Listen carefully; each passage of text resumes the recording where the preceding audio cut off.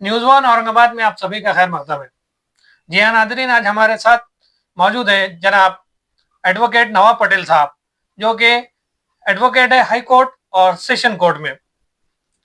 Sir, आपका खैर मकदम है हमारे YouTube channel news one Aurangabad में। शुक्रिया भाई।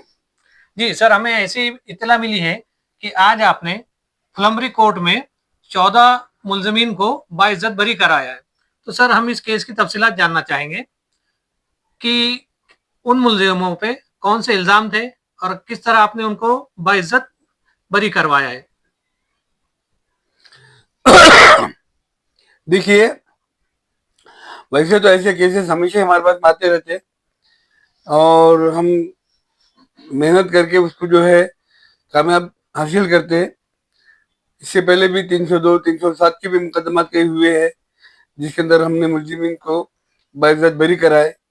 अब ये जो मामला है, ये मामला गुज़िश्ता 10 साल से पेंडिंग था और 10 साल से जो है पेंडिंग था। जी, इसमें जो है तो नायगांव जो है अपने औरंगाबाद शहर से करीब लग के जी, वहाँ के एक शेख अजीज शेख बुरन बोल के है, उनकी बीवी ने उनके खिलाफ 498 का मुकदमा दायर की। जी, वो मुकदमा टोटली गलत और झूठा था, लेकिन उसने इतनी ज्यादती की उसमें कि उनकी वालदा जिनकी उम्र आज 100 साल की है लगभग, तो उनको भी मुलजिम बनाई थी उसने। जी, और उनके साथ में देवराना, जिठाना, नंदा, ऐसे 8 खवातीन और 6 मर्द, जी, 14 लोग जो है उसके अंदर मुलजिम थे। अब इन मुलजिमों को जो है तो हमारे पास केस आने से पहले हर तारीख पे जो है उनको कोर्ट में बारात की बारात लेके जाना था, हो रहा था। और सबको लिया के वो परेशानी, गाड़ियों की परेशानी, यानी आपके नायगांव से फुलमरी जाना, फिर वहां से वापस आना, उसके आने जाने की जो अखराजात है, हर जी। तारीख पे उनको करना पड़ रहे थे। यानी कि हर अफराद खानदान के ऊपर केस था। केस था, जी। जितने उनके अफराद खानदान है पूरे खानदान पे केस कर दिए थे उसने। तो सर, ये कितने साल पहले रजिस्टर्ड ये किया गया था हुआ था केस? 2014 में। 2014 में। और उसमें जो है तो हमने जब जिस टाइम में वो वकील बदल के हमारे पास आए, जी, तो हमारे पास आने के बाद से हमने जो है तो तमाम मुलजिमिन की जो है हाजिरी माफी लेते थे। खाली 1 या 2 लोग हाजिर होते थे 14 में से। जी, बाकी जो है तो 12 के लगभग जो था हमेशा वहाँ कोर्ट में हाजिर नहीं होते थे, बल्कि उनकी हम हाजिरी माफी कराते करते जी, रहे। 14 साल उसको लगने की वजह ये हो गई कि वो जो फरियादी थी जी, उसने फरियाद दाखिल कर दी फुलमरी कोर्ट में और चले गई अपना औरंगाबाद आ गई। औरंगाबाद आके एक जगह दूसरे के साथ में रहने को लगी। अब उसको जो है नोटिस जारी उसके मायके के पते पर या तो नायगांव के पते पर, वो जी, दोनों जगह मौजूद नहीं थी। औरंगाबाद में कहाँ रह रही है इसका भी किसी को पता नहीं था। उसको नोटिस जल्दी लग रही थी, उसके गवाह के बगैर काम रुका हुआ था। हम बार बार कोर्ट को बोलते रहे भाई वो आती नहीं, उसके खिलाफ जो है तो तुम एक तरफी ऑर्डर कर दो या तो उसका विटनेस नहीं बोल के ऑर्डर कर दो। लेकिन जी, कोर्ट ने वैसे नहीं किया। कोर्ट ने बोला हकीकत सामने आने के लिए उसको लाना जरूरी है। ठीक है, हम बोले भाई लाओ, फिर काफी लाते जल्दी। फिर जी, उसको वारंट भिजाया गया, जबकि फिरियादी को वारंट नहीं भिजाया जाता, जी, लेकिन उसको वारंट भिजा के बुलाया गया। उसको बुलाया, उसकी जो है हमने जिरा लिए जी। और जिरा के अंदर उससे ऐसे सवाल किए कि जिसके अंदर उसने खुद कबूल दी कि उसने ये केस झूठा की बोल के। अच्छा। सर, जैसा कि ये जो खातून थी हम्म केस करने वाली, हम्म वो उनका पता नहीं मिल पा रहा था। हम्म तो उनका वारंट निकालना, हम्म ये आपके लिए कैसा रहा? आसान रहा, मुश्किल रहा? नहीं नहीं, मुश्किल आसान था, वो तो उसकी कोई बात नहीं है। जी, कोर्ट को जब अपन बोले भाई उसकी जो था वो जब नहीं आ रही, समन्स भेज दी नहीं आ रही, अब वारंट निकालो उसको, तो पुलिस पकड़ के लाएंगी। जी, तो कोर्ट निकाल देता, उसकी कोई बात नहीं है। वो कोर्ट का जो एक रवानियत में अमल है जी, और वो हो जाता है।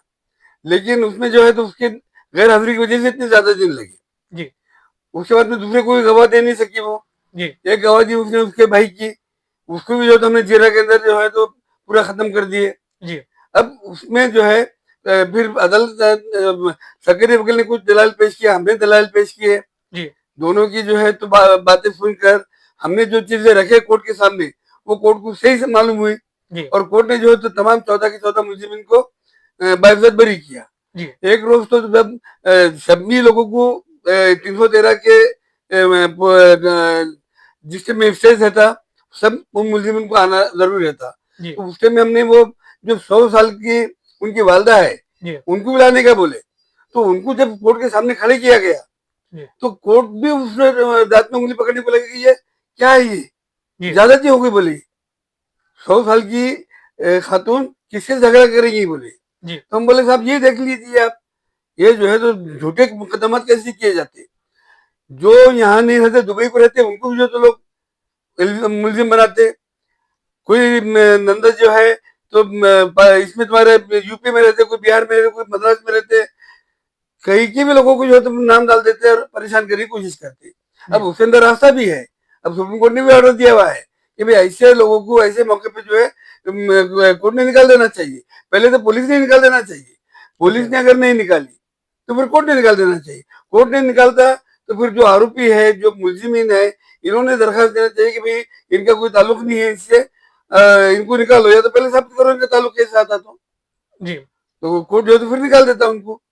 इस तरीके से जो है तो ये 14 के 14 मुलजिम को आज कोर्ट ने बाइज्जत बरी कर दिया। अल्लाह का एहसान है, जब सब मिलके खुश हो के 10 साल से जो परेशान थे, आज जी उनकी तमाम की परेशानी अल्लाह के एहसान से दूर हो गई। जी सर, तो हम हमारे नाज़रीन को बचाना चाहेंगे, खुदा न ख़ास्ता ऐसी अगर नौबत आती है, तो इन इल्ज़ामात से और इन दफ़ात से किस तरह से वो बचे? देखिए ऐसे अगर कभी इल्जाम लग गए झूठे और झूठे केसेस हो गए, तो ऐसे टाइम में जब आपको मालूम है कि आपका केस बिल्कुल सच्चा है, जी, तो सीआरपी से के सेक्शन 340 के अंदर दूसरा मुकदमा आपने दायर कर देना, जी, काउंटर कंप्लेन। जैसे अपन पुलिस स्टेशन में करते, ऐसा कोर्ट के अंदर काउंटर केस कर देना अपन ने जी, उनके केस के साथ में।